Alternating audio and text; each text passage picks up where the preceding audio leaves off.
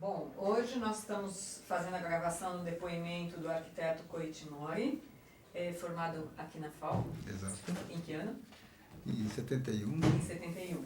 E ele vai começar falando para a gente sobre isso. Como é que foi a formação dele, como ele vê a formação de arquiteto urbanista que ele teve aqui na FAO durante os anos 60, início dos 70, como suficiente para preparar para trabalhar na área da arquitetura paisagística. Fique à vontade.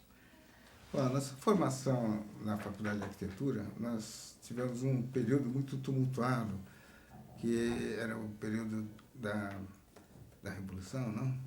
E que nós tivemos, inclusive, a transferência de local de aula da Maranhão para a cidade universitária.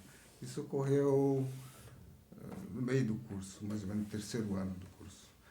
E foi um choque muito grande para nós, né? Sob o ponto de vista de formação, a gente não teve no curso nenhuma formação sob o ponto de vista de paisagismo. Toda a escola se voltava mais ao ensino do urbanismo. E pouco se falava no termo de edificações, né? A ênfase maior era sempre urbanismo. O Cardoso dava aula já? O Cardoso dava aula, mas ele dava aula, quando nós entramos, ele dava aula, acho que no terceiro ano, e nós estávamos no primeiro. E quando nós chegamos no terceiro, a matéria de paisagismo passou para o primeiro. Então vocês acabaram perdendo, a sua turma acabou não tendo? Acabamos não tendo aula de paisagismo. Bom, enfim, a formação de paisagismo foi praticamente zero, né? Mas o complemento que nós tivemos, cada um teve que se adaptar, foi frequentando as aulas na botânica. Uhum. Junto com a Nanusa Menezes, como no curso de graduação mesmo. E o complemento maior foram as viagens que a gente fez a campo, né? Mas durante a faculdade você já estava fazendo curso na botânica? Você já sabia que você queria essa área? Não, como é que foi? Não, depois? O interesse por paisagismo nasceu através de uma aula que o Flávio Mota nos deu, porque na época ele estava preparando os livros do Roberto, Visão da Paisagem. Uhum. E no quarto ano ele deu uma aula sobre as obras de Roberto e mostrou algumas fotos lá muito interessantes. E comentando algumas coisas dele, daí nasceu o interesse em paisagismo.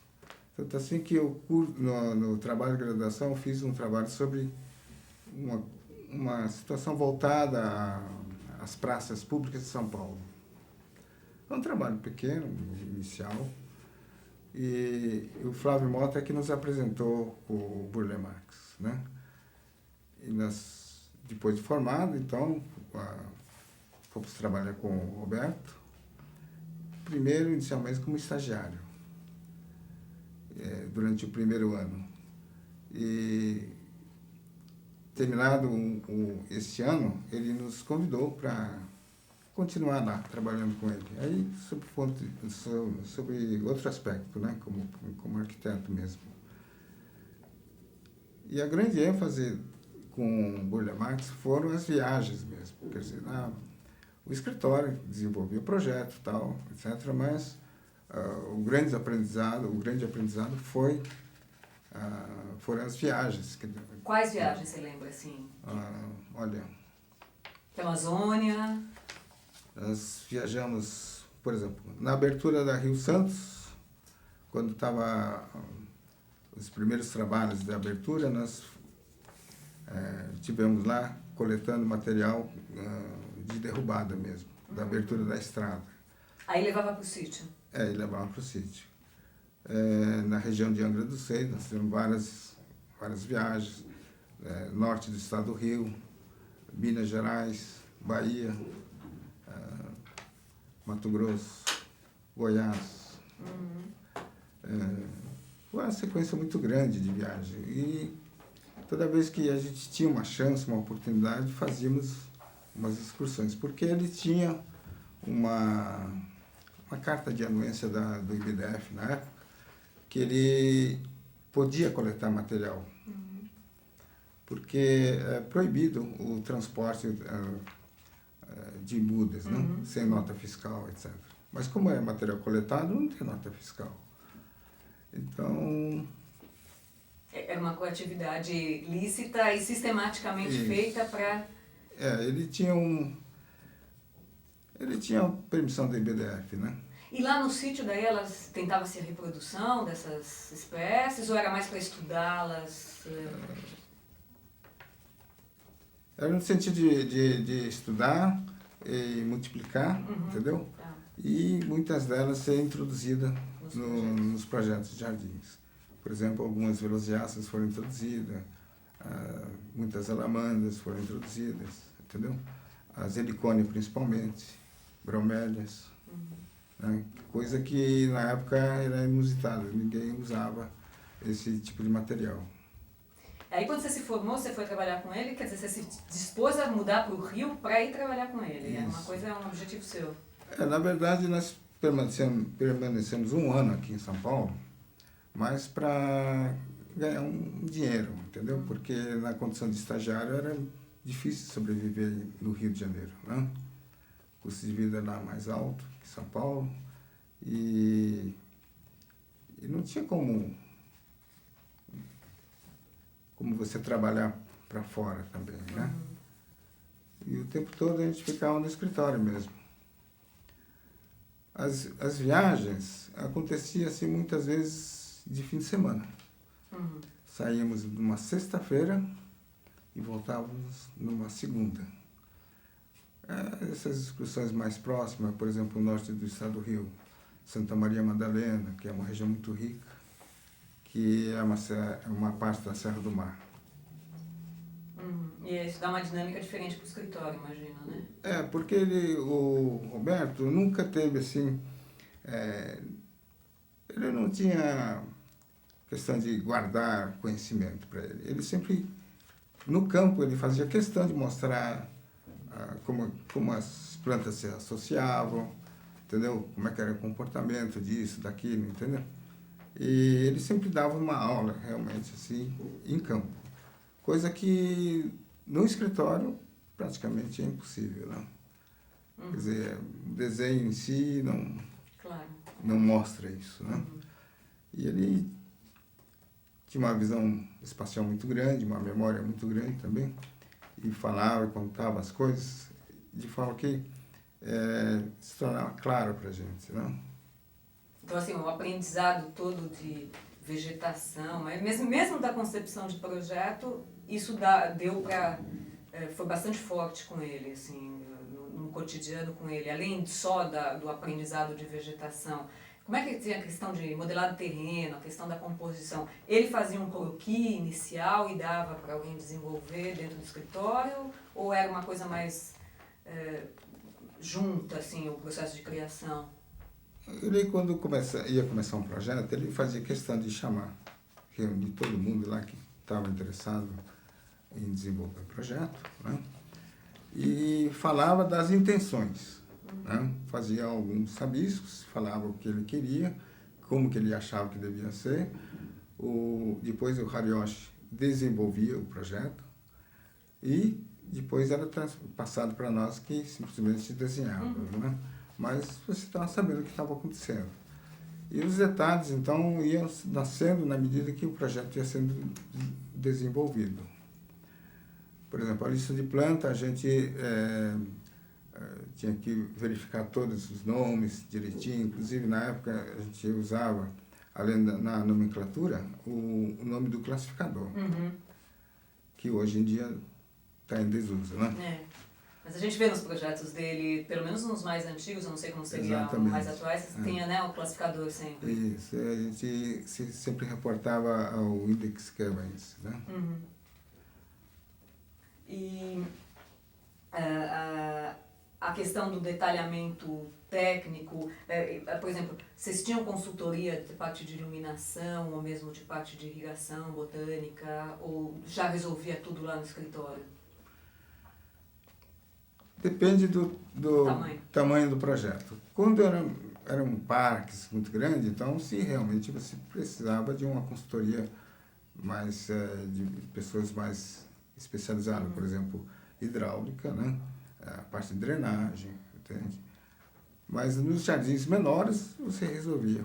Tudo dentro do escritório. Tudo dentro do Que escritório. trabalho você lembra dessa época que você gostou, que você participou, assim, vamos dizer, mais diretamente, você fez parte desse trabalho e que você lembra e como é que você atua nele? No Parque de Brasília, né? Esse foi o maior trabalho que nós fizemos. Nós fizemos alguns trabalhos na Bahia, com o Centro Administrativo da Bahia, alguns parques no Rio Grande do Sul, por exemplo, Parque de Torres.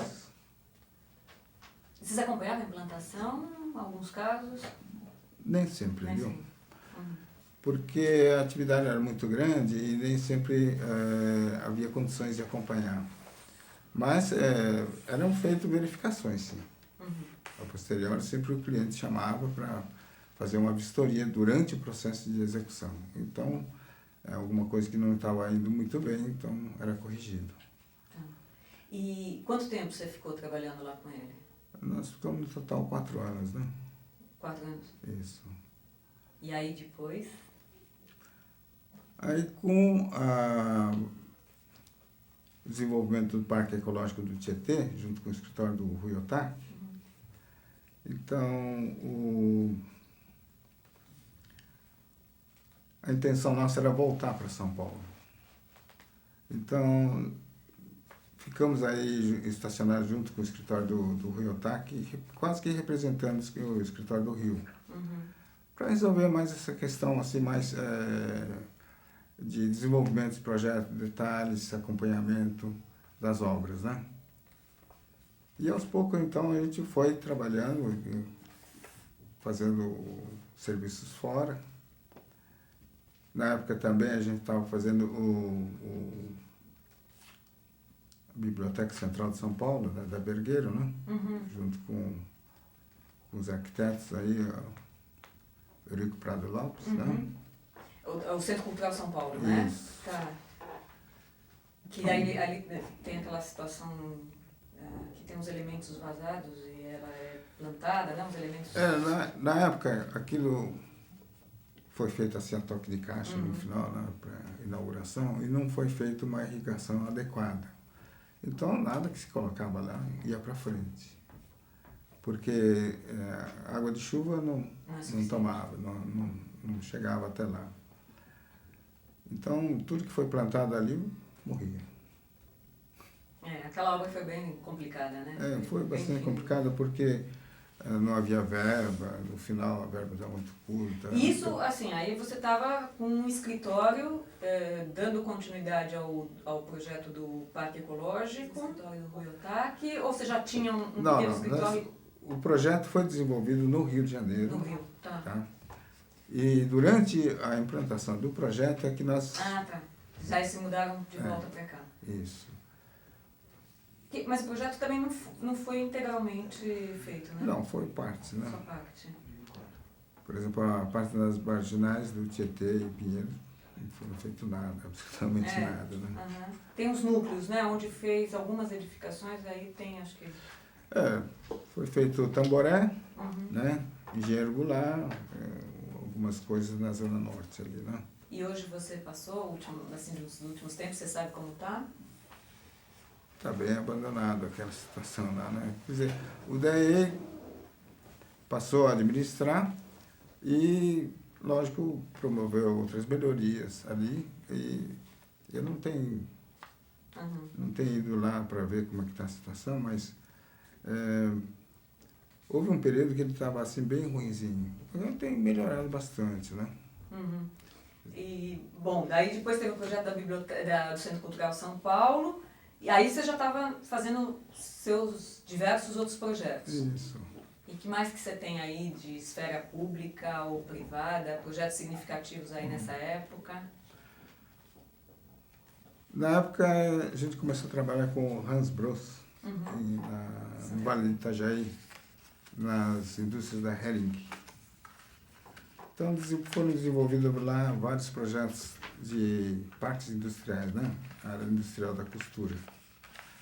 E um projeto que nos deu assim, bastante satisfação foi uma costura, chamada costura de rodeio, acho que é rodeio, em que era o seguinte, a costura era feita, o prédio foi executado no alto de um morro, por causa de enchentes de rio, etc. E lá foi projetado um espelho d'água. Quer dizer, eles tinham um problema de combate a incêndio. Então, nós propusemos fazer um grande espelho d'água na frente dessa fábrica. E a alimentação desse espelho d'água era feita por gravidade, tubulando parte da água de um riacho que passava ali perto. E ficou um espelho d'água muito grande, muito bonito, e que, depois de inaugurada a fábrica, o pessoal levava os familiares de domingo para passear na fábrica. Isso foi um negócio assim, interessante, porque a cidade tinha 3.000 habitantes, né? Eles não tinham parques.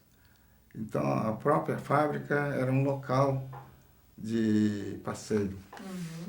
Né? E ela se mantinha aberta e as pessoas podiam usar. Isso, era mantida aberta pelos funcionários, né? Mas não inspirou nenhum prefeito, né? Como é que é? Isso. Não inspirou nenhum prefeito para fazer isso numa área pública, né? E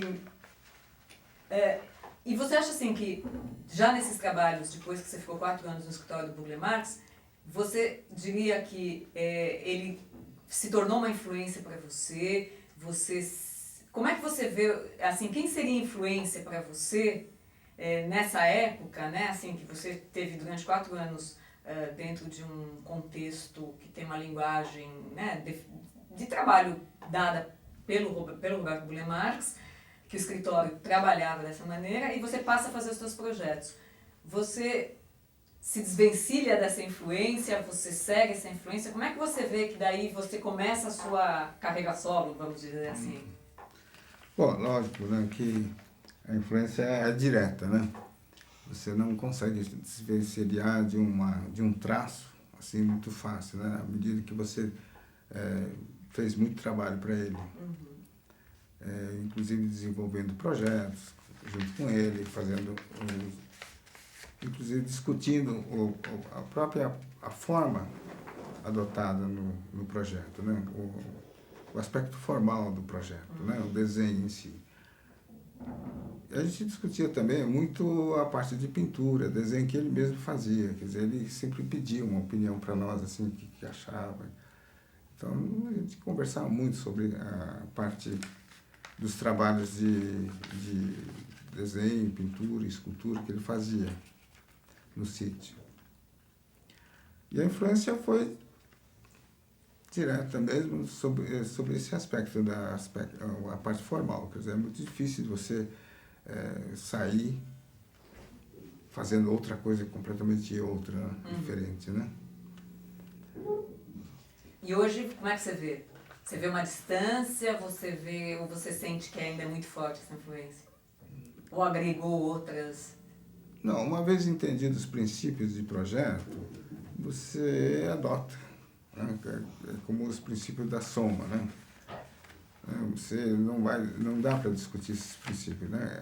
Você aceita como certo e toca em frente, né? A parte do desenho, você muda aqui, muda ali, faz o seu desenho, mas o princípio básico se mantém, né? Então, isso é que faz uma escola. Você, não sei se a Feliz já perguntou, mas você, em certo momento, foi fazer lá o trabalho do pessoal de Alphaville, estudar Alameda Rio Negro, etc. Você não quer falar um pouco pra gente disso? Como é que foi o trabalho com eles, o que eles pediam, o que você conseguiu fazer? Olha, a proposta do pessoal da Alameda Rio Negro era a diretoria da parte comercial, não da Alphaville residencial. Foi a parte externa, quer dizer, a parte comercial. É uma associação, não sei como é que é o nome daquilo, mas é a parte empresarial, Alphaville empresarial, né, que eles chamam. Então, o convite era, uma vez que eles estavam fazendo uma melhoria no canteiro central, eles solicitaram um projeto em que fosse cartão postal, fosse considerado uma coisa importante para eles, como entrada da Alphaville. Então, o que fizemos? Quer dizer, esse trabalho foi desenvolvido junto com Oscar Bressani, né? Então, o que nós fizemos? Inicialmente, levantamos toda a área, a situação da área, através de fotografia, entendeu? Como é que era a circulação de pedestre, como é que é a circulação de carros, o que havia de vegetação aproveitável, o que havia e as coisas que tinham que ser transplantadas. Então, o projeto se desenvolveu criando um uso para o canteiro central, isto é, a circulação de pedestres se dá no canteiro central. Isso deu assim, um resultado muito grande, porque o pessoal começou a utilizar o canteiro central como área de circulação mesmo. Você conseguiu nesse projeto um resultado assim, do que você pensou, vocês pensaram? E o que está lá, você acha que chegaram conseguiram chegar, se mantém mais ou menos a ideia? Como é que está? Chegamos. Foi implantado conforme? Foi implantado conforme a ideia, quer dizer, é verdade que na execução houve algumas alterações pequenas de retificações de traçado mesmo, não? Às vezes você tinha uma pedra no caminho, então você estava deslocada, as rochas menores, as pedras menores, nós juntamos, construímos uma área mais localizada para elas, quer dizer, ao invés de ficar totalmente soltas. Criamos obstáculos nos lugares em que não era bom cruzar a avenida, isso se tornava assim meio mais perigoso, entendeu? Então fizemos elevações no terreno e plantamos arbustos de forma que inibisse a pessoa a cruzar por ali. E criamos pontos de passagens. E esses pontos se mantêm até hoje. E você tem uma série de projetos para a CESP, né? De áreas degradadas, de áreas de... Isso. Aconteceu o seguinte, quando chegamos aqui em São Paulo,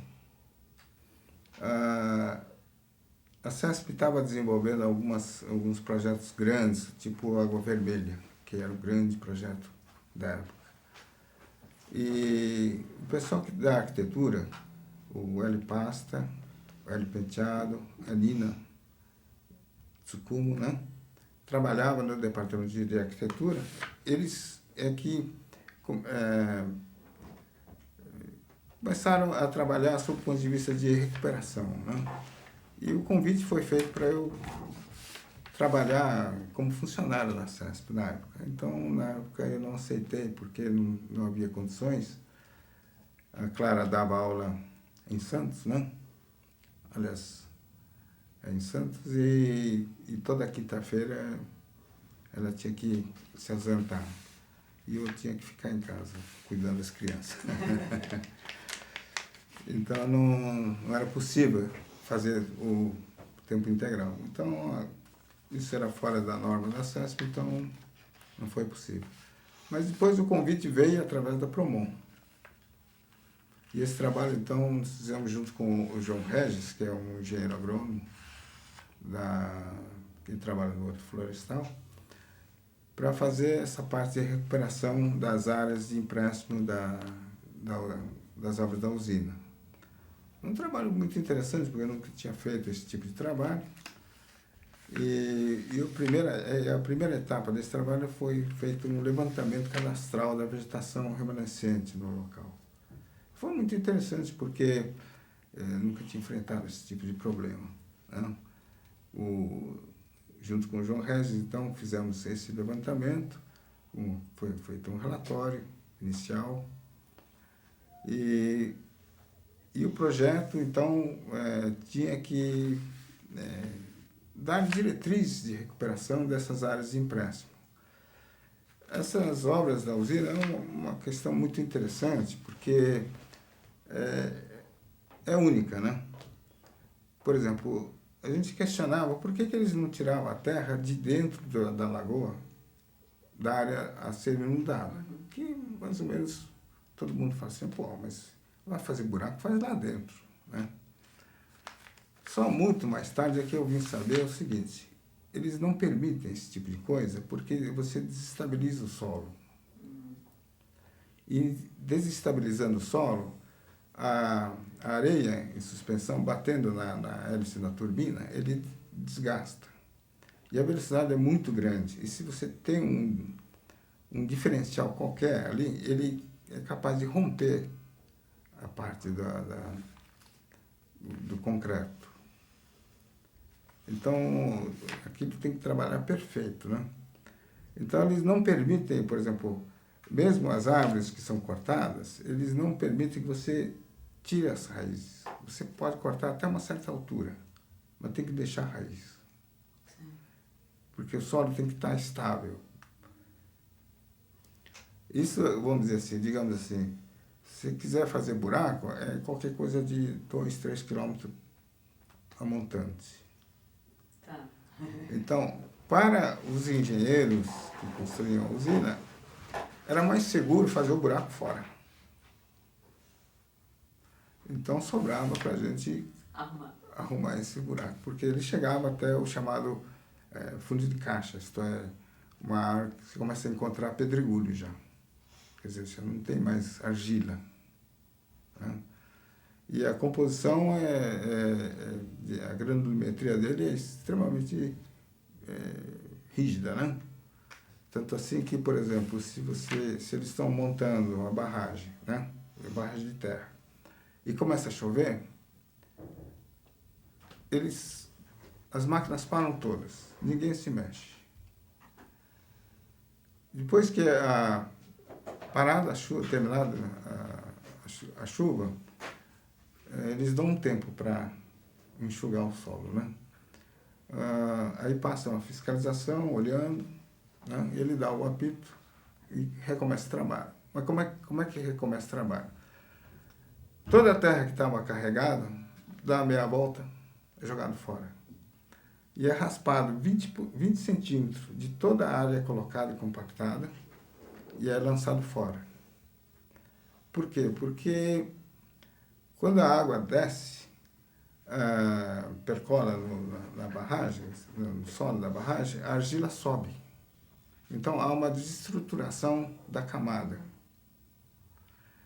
E ficando aquela lâmina de argila, qualquer coisa que você coloca em cima, aquilo fica uma área de fissura. Quer dizer, aquilo pode deslizar, feito uma manteiga, né? Então, por isso é retirado todo esse material. Então, o trabalho é muito complicado, né? Então, você tem as áreas de empréstimo de terra, terra boa, e as áreas que de rejeito. Esse material retirado, ele não é reaproveitado, porque ele não é mais um material uniforme. E vocês trabalham com reflorestamento, basicamente? A gente trabalhava da seguinte forma. Nós tínhamos que trazer, de alguma forma, um jeito de sedimentar algum material orgânico ali. Como? Ou desbastando a crista, por exemplo, os testemunhos muito grandes, por exemplo, os testemunhos que eles deixavam para medir a cubagem de terra, chegavam a 12 metros de altura. Era impossível derrubar aquilo, né? Então, a ideia era o seguinte, era desbastar o bordo e criar trincheiras laterais para fazer uma contenção de forma a não assorear o rio e ele reter certo sedimento. E, em cima dela, colocar, vamos dizer assim, semear alguma coisa, algum tipo de gramínea que suportasse, segurasse o solo, né? Algumas áreas a gente propunha o plantio de eucalipto, porque não havia outra coisa suficiente que pudesse vingar. Mas nenhuma das nativas existentes não, no sim, A ideia era sempre usar as nativas. Mas você tinha que criar um certo ambiente para ela. Então você tinha que entrar com as pioneiras, né? Que na época não se falava muito nesse tipo de coisa, né? De vegetação e recuperação, né? Então, esse trabalho foi um trabalho muito interessante do pessoal da arquitetura da CESP, porque foi uma iniciativa deles, daí que nasceram esses trabalhos de barragem. Você fez para Água Vermelha e para algum outro lugar mais? Depois eu fiz Caconde, né? Que foi a primeira usina da CESP, barragem de Três Irmãos, canal de Pereira Barreto, Taquarussu, aqui no Rio Paranapanema, Três Irmãos e no Rio Tietê. E hoje, né, como é que está? Você chegou a voltar nos lugares? Como é que ficou? Como é que, o trabalho de vocês, como é que foi executado? Qual foi o resultado hoje? O trabalho de recuperação dessas áreas foram executados. O trabalho de reposição da vegetação, na época não havia essa exigência de uma Secretaria de Meio Ambiente, entendeu? Era uma iniciativa da própria CESP, então não havia uma cobrança. Então,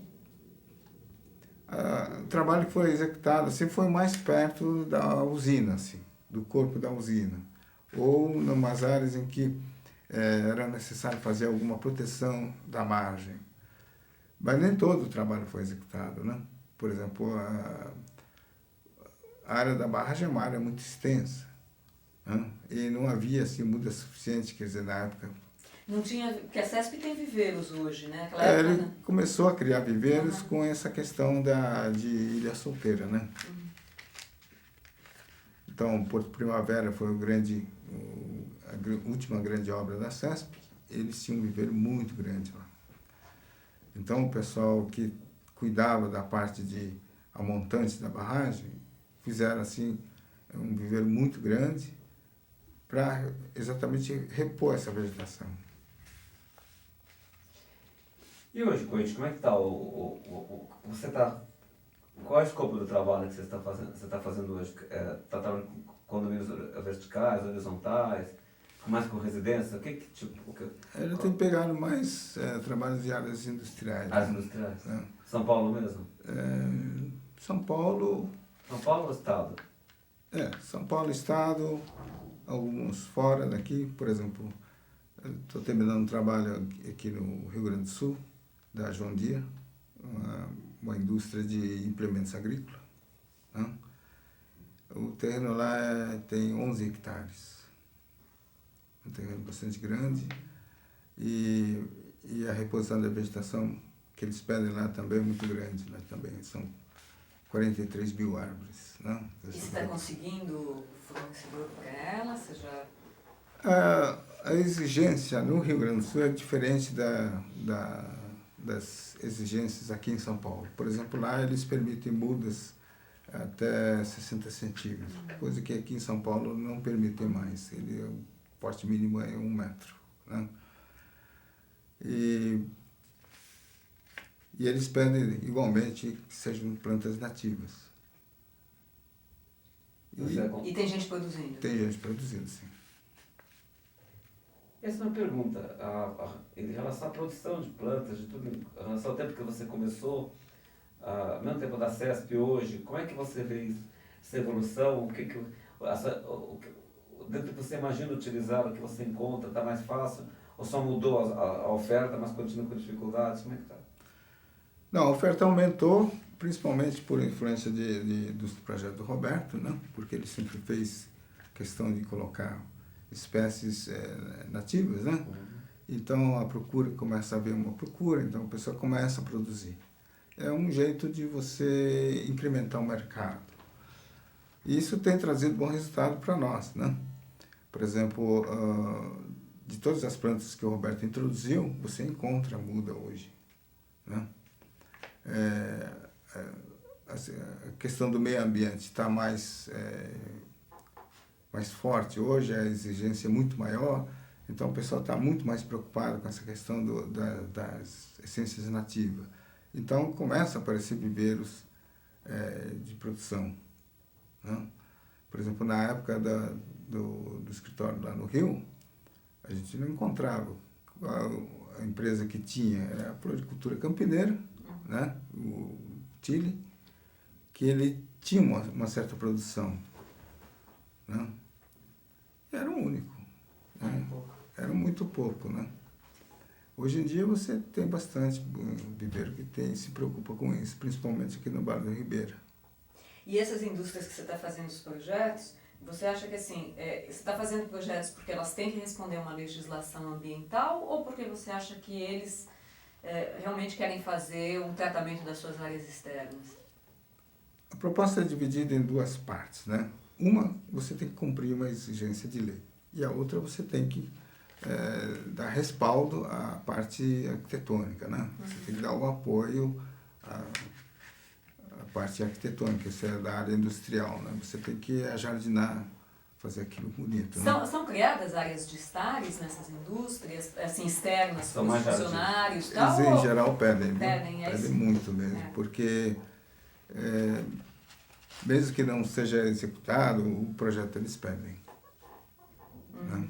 Então é um misto, né, mesmo das duas coisas, né? Isso. A exigência e também o entendimento do espaço externo, né? Tem certas indústrias que dá ênfase maior, por exemplo, a Natura, né, uma indústria de cosméticos, ele dá uma importância muito grande à questão do verde. Aliás, é muito bonito lá internamente. Eu não tenho nada contra, quer dizer, não fiz nada em termos de projeto para eles, né? Mas percebe-se que a filosofia é diferente.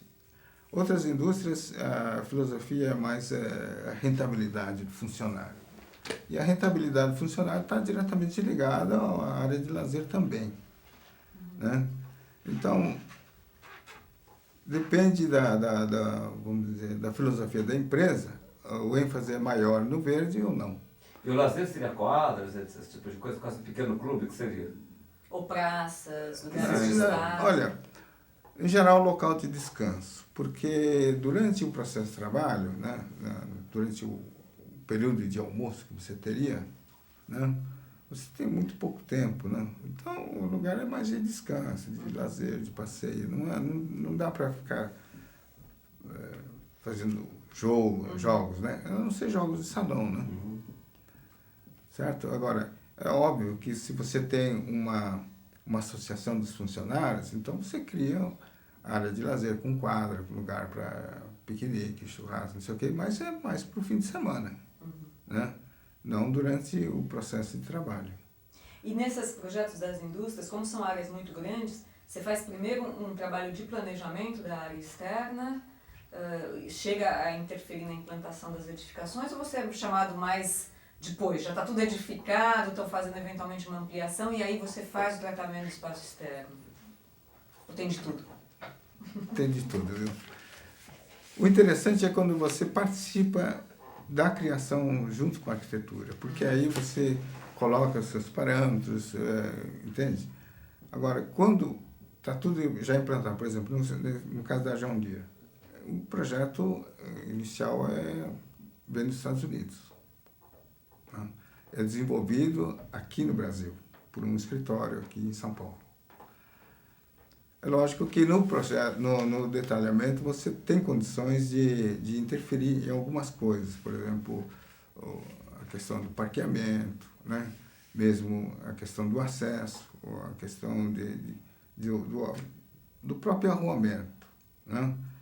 Quer dizer, não dá para interferir assim muito, né? Mas dá para você discutir essa questão, por exemplo, coisas que o espaço de manobra, você tem que ver, a questão da circulação de pedestres, essa questão você discute com eles.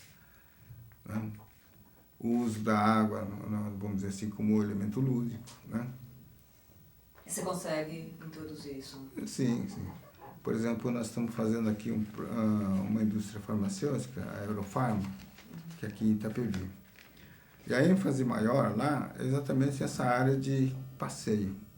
O que nós estamos fazendo? Nós estamos aproveitando e coletando água de cobertura, quer dizer, a água que cai na cobertura.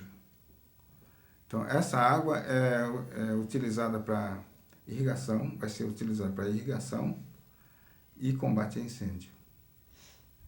Né? Como a área de cobertura dos edifícios é muito grande, então o volume de água também é muito grande. E essa água tem que circular. A topografia é bastante acidentada, então permite que você crie grandes lagos e, vamos dizer assim, com fontes, cascatas, etc. Porque essa água tem que ser arejada. Ele não pode ficar parado muito tempo na cisterna, né? Então, essa água tem que ser bombeada. Então, isso permite você criar um regato, um curso d'água com cascatas, que te propicia um elemento assim de lazer, de passeio, e, inclusive elemento de paisagem mesmo, né? Você trabalhar com esse elemento água. E ela é utilizada também para irrigação e para reserva. Isso. E tem muita na indústria talvez não, mas eu te perguntaria, tem muita interferência assim do cliente no tipo de vegetação que você vai usar, ele te pede alguma coisa ou você está tendo liberdade de trabalhar com a vegetação que você acharia correta para aquele lugar? Olha, tem certos cuidados que a gente tem que tomar nesse processo industrial, principalmente nessa indústria farmacêutica. Uma questão, por exemplo, você não pode sombrear demais nas áreas próximas onde é manipulado, onde é feito o produto químico, né? Por quê? Porque você tem que evitar a presença de fungo. Né? Isso é um problema complicado. Então, você tem que dosar a vegetação. Certo? Você, ao mesmo tempo, tem que criar sombra, né? Tem que ficar bonito. Mas não pode... E não pode exagerar também, né? Então, tem o aspecto da vegetação funcional, tem outras áreas que você pode carregar mais, entendeu? Fazer uma coisa assim mais elaborada, entendeu? Tem que tomar cuidado um pouquinho com a linguagem que você está usando. Em que sentido? Em que sentido? Você não pode, por exemplo, atrair muito pássaro. Sabe? Quer dizer, você tem que dosar, quer dizer, certas áreas não é bom você ter. Né? Por exemplo, as frutíferas você localiza numa área mais afastada, uma área assim mais de lazer, né? Né, dos funcionários, coisa que não comprometa a parte. E em termos de manutenção também não adianta trabalhar muito como se fosse o jardim doméstico também, né? Assim, um jardim residencial, no sentido de você ter, às vezes, uma manutenção, porque normalmente são áreas muito grandes, né? Sim. Então, se você vai trabalhar como, vamos dizer, num jardim de uma escala menor, residencial, um pouquinho maior, você tem uma manutenção mais pesada. No caso da indústria, eu acredito que não vai se dedicar tanto, né? Então, eu não sei se isso influi na concepção do projeto. Influi no seguinte sentido, porque você tem que trabalhar assim com massas de cores assim localizadas, a maior parte tem que ser gramado, tem que ser limpo, né? O aspecto visual vamos dizer, da implantação importa muito para o cliente, né? E o problema da limpeza é fundamental nessas questões da indústria, né? A questão do jardim localizado são nessas áreas assim onde há uma circulação maior de funcionários, de visitantes, né? Certo? Mas a maior parte é a área assim, mais limpa, né? O uso de palmeira assim, é sempre mais bem visto, porque ele dá a transparência, certo? Necessária, e tem um certo porte, uma presença muito importante na implantação da indústria. Daí eles sempre optaram assim pediram sempre assim, usa mais palmeira.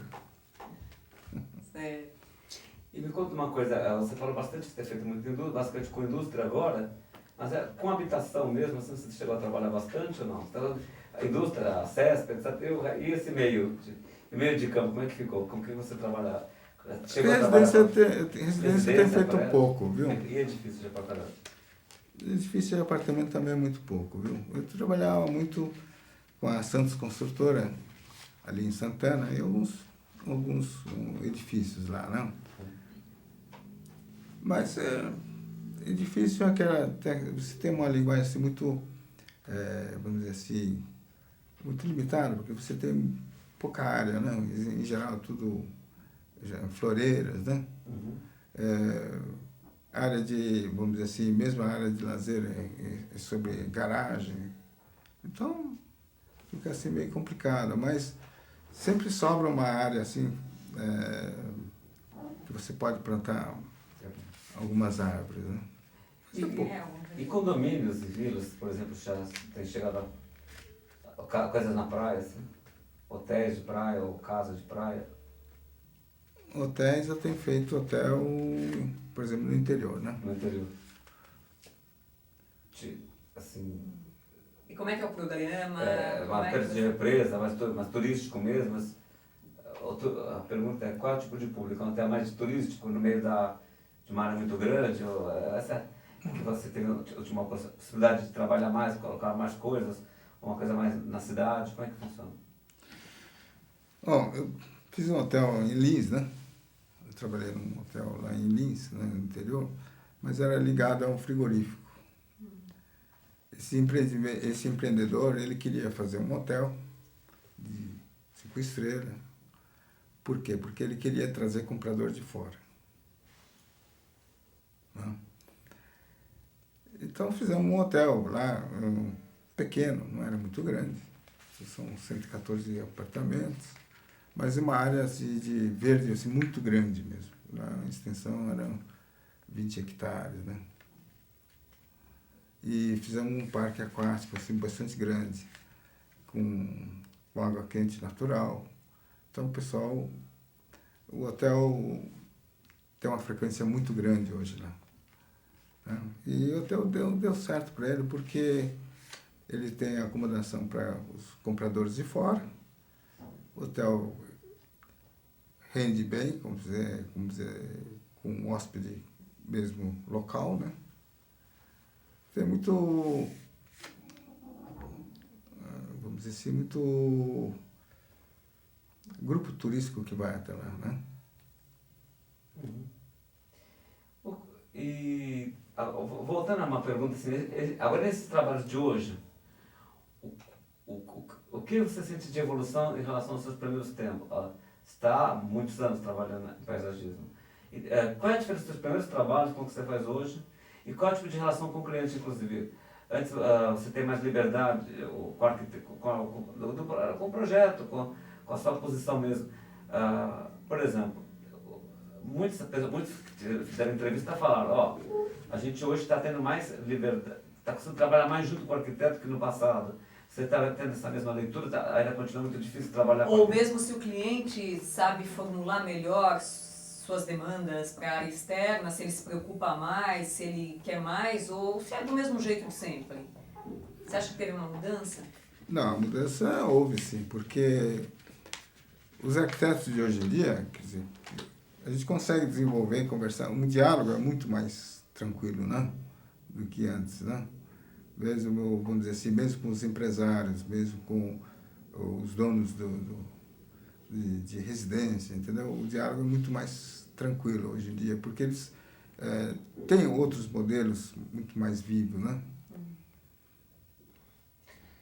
Você acha que hoje em dia, você acha que eles se aceita mais o trabalho, o seu trabalho como paisagista, já não é para complementar alguma coisa, mas para trabalhar junto na construção de um empreendimento, de um projeto? Você já vai chamando desde o começo geral dos projetos? Nem sempre, viu?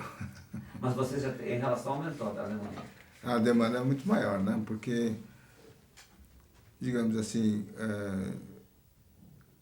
é muito saudável quando você trabalha junto com o arquiteto que está formulando o projeto da edificação, entendeu? Ou mesmo da implantação da parte urbanística, não?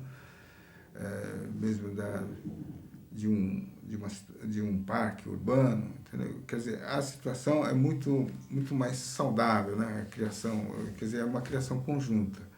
Então o projeto nasce junto. Quer dizer, isso é uma condição muito boa, muito agradável. Você falou de umas parcerias que você teve com o Oscar Bressani, com o Regis. Fala um pouco mais do trabalho com o Bressani. Foi só na do Rio Negro? Você chegou a fazer outros trabalhos? Teve algum parceiro grande, importante em outros trabalhos? Que tipo de trabalho foi? Fala um pouquinho pra gente dos seus parceiros. Bom, com os caras, depois da Alameda Rio Negro, nós fizemos internamente alguns trabalhos dentro do condomínio Alfa 1, que é a Praça Europa, quer dizer, aquela primeira praça onde você, entrando na Alfa 1, aquela primeira praça que você encontra. E a praça grande que eles têm lá, a Praça São Pedro, que a gente fez a reformulação dessas praças. Acho que com o Oscar, na verdade, ele foi estagiário meu na época, né? Quando ele era estudante do Mackenzie, então, ele foi meu estagiário, e daí que a gente tem trabalhado junto depois. E continua trabalhando com ele às vezes? Muito pouco agora, né? Como é que está seu escritório agora? Você? Eu e eu. Meus trabalhos... Não, eu estou sozinho no momento. Esse terceiriza? Os trabalhos de desenho eu terceirizo, quando eu preciso. E a parceria com a Claro no projeto? O que você fez com a Claro no projeto? Você fala um pouco do trabalho que você faz hoje com a Claro. Chegaram a fazer muita coisa em São Paulo, quando vieram? Olha, nós fizemos, por exemplo, esses trabalhos todos que a gente fez no Vale do Itajaí, né? Foi tudo junto com ela, né? Fizemos Parque de Rodeio, Costura da Velha, vários trabalhos que eu conheci, arquiteto Hans Bros. Né? Algumas residências nós fizemos junto aqui em São Paulo, mas a Clara tem trabalhado mais fora. Por exemplo, quando chegando aqui, ela dava aula, né? Em algumas faculdades, foi trabalhar no metrô durante muito tempo, dá aula aqui na FAO. Não dá tempo para fazer? Quer dizer, ela praticamente não tem se dedicado muito a projetos junto comigo. Então... E você acompanha, por exemplo, esses projetos atualmente da indústria e tal, você tinha falado, alguns projetos você acompanha, outros não. Mas, por exemplo, você recomenda empresas para fazerem execução, você deixa isso para o cliente? Como é que fica essa passagem do projeto para a obra?